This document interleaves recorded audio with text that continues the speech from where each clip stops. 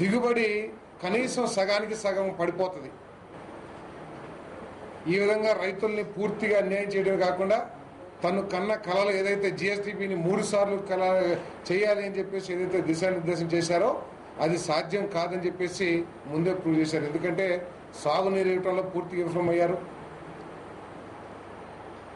చాలా చక్కటి స్లోగన్స్ చెప్పారు ఎలక్షన్స్ ముందు.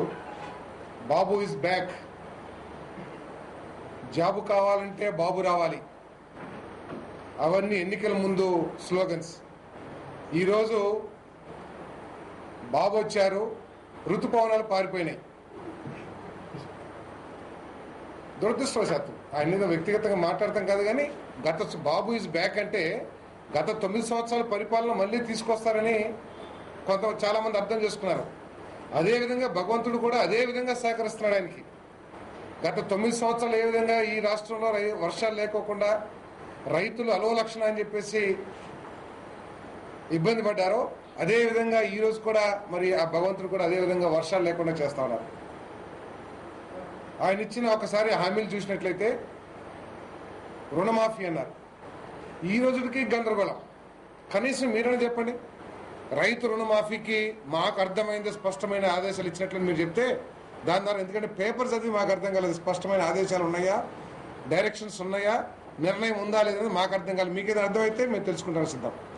ఈ రుణమాఫీ అనేది బ్యాంకులకి చంద్రబాబు నాయుడు గారికి మధ్య ఒక యుద్ధంలాగా కనబడుతుంది తప్పితే ఎక్కడా కూడా ప్రభుత్వం తరపు నుంచి ఒక నిర్దిష్టమైన కార్యాచరణ కానీ, నిర్దిష్టమైన ప్రణాళిక కానీ, నిర్దిష్టమైన విధానాలు కానీ ఉన్నట్టు మాత్రం ఎక్కడ కనబడతలా. వాళ్ళ మంత్రులు వచ్చి చెప్పేస్తారు, రుణమాఫీకి మేము కట్టుబడి ఉన్నాం, మేము 2 నెలల్లో రుణమాఫీ చేసేస్తాం అని చెప్పేసి మరి వ్యవసాయ శాఖ మంత్రి గారు, లేకపోతే సంక్షేమ శాఖ మంత్రి గారు, ఇరిగేషన్ మంత్రి గారు అందరూ చెప్తారు.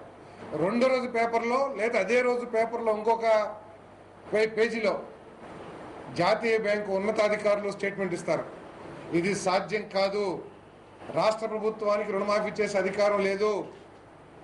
మొన్నటి వరకు ప్రకటనలకే పరిమితమయ్యారు. ఇప్పుడు బ్యాంకులు ఎక్కడైనా మేనేజర్స్ ఏదైనా ప్రలోభపడో లేకపోతే ఇక్కడ నాయకులు హడావిడి చూసి ఏదన్నా తొందరపడతారేమో అని చెప్పేసి సర్క్యులర్స్ కూడా ఇచ్చేశారు.